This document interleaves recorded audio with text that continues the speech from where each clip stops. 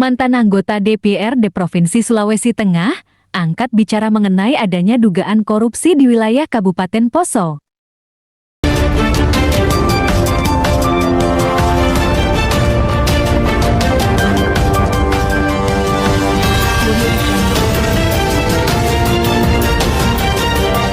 Juga ada pembiayaan-pembiayaan yang lain yang seperti markup yang dilakukan oleh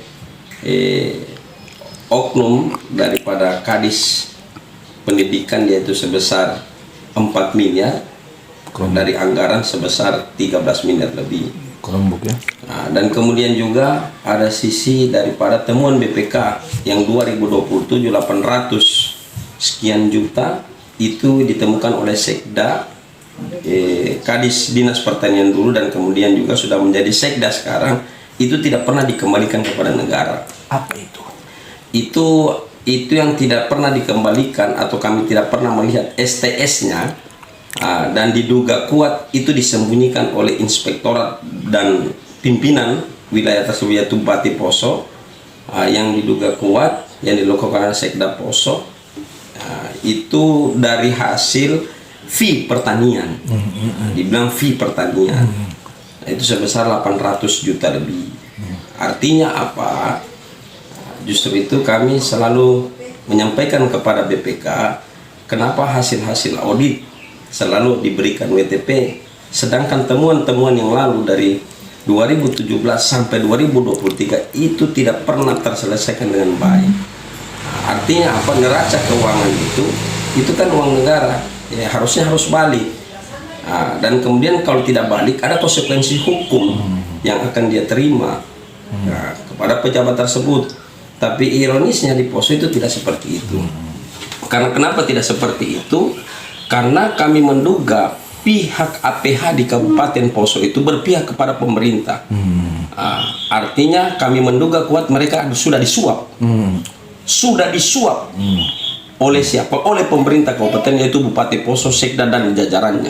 Karena kenapa saya sampaikan seperti itu? Karena berturut-turut mereka membantu vertikal. Boleh membantu vertikal, itu boleh. Tidak boleh.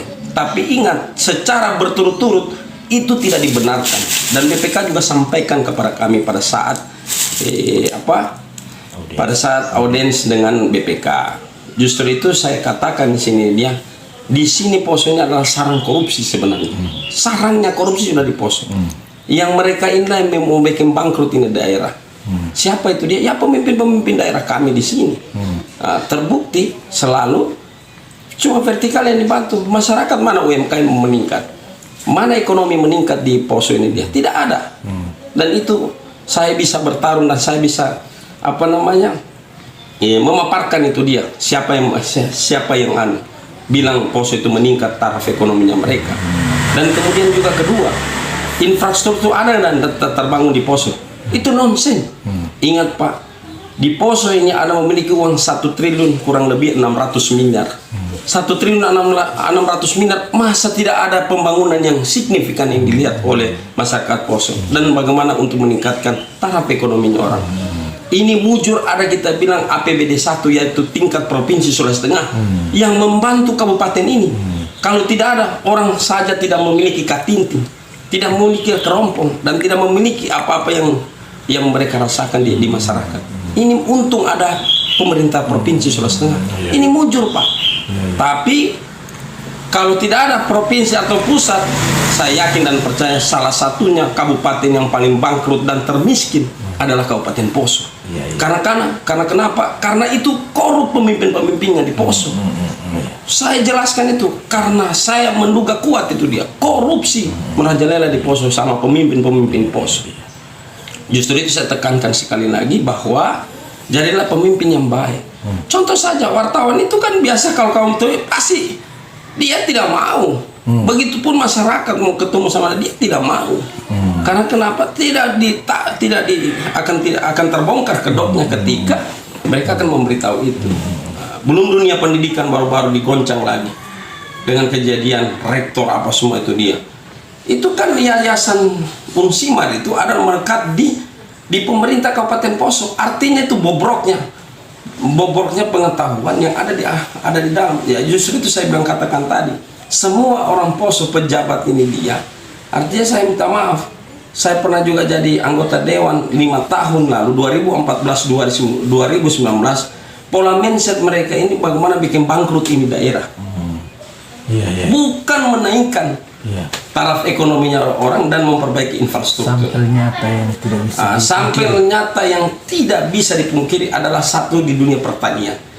Di dunia pertanian itu, kalau kita melihat dunia pertanian adalah banyaknya pertanian yang dibuka, tapi ingat, adakah pemerintah bantu untuk pertanian itu? Itu mandiri sendiri orang pertanian di Poso, Kabupaten Poso. Itu mandiri. Coba cek langsung. Bayangkan itu dari segi pertanian. Belum dari segi UMKM, itu semua mandiri, semua pinjam di bank. bantuan dari Tidak ada pemerintah yang membantu uluran tangan untuk memberikan mereka punya hak untuk itu. Justru itu saya tekankan, yang paling terkorup adalah Kabupaten Poso sesungguhnya. Cantik mukanya, tapi busuk hatinya terhadap rakyat Poso. Itu yang saya tekankan. Pak Mimin, ini adalah kesempatan ketika kemarin ada audiens pihak lembaga maupun ada jurnalis yang ikut di situ terhadap beberapa persoalan dari seluruh kabupaten. Tapi khususnya Poso kemarin dibahas mengenai berbagai dalam tanda kutip bengkalai, ketidakberhasilan dan sebagainya, sehingga sangat bertolak belakang pem-WTP-an Poso menjadi WTP, tapi sebetulnya harus WDP. Nah, ini kami pingin dari mulut Bupati sendiri menjelaskan secara parsial. Ini begini, persoalan Kronbok misalnya dia jelasin begini, masalah rumah sakit dia jelasin begini, masalah WTP dia jelasin, sehingga kami puas dan masyarakat, kami penyambung lidah masyarakat. Coba beri penjelasan tentang kenapa harus ada kesan kok menutup diri sekali lagi. Iya. Kenapa ada kesan pemimpin di Poso itu menutup diri? Karena memang dia tidak berani akan memberikan kejujuran itu atau penjelasan yang konkret terhadap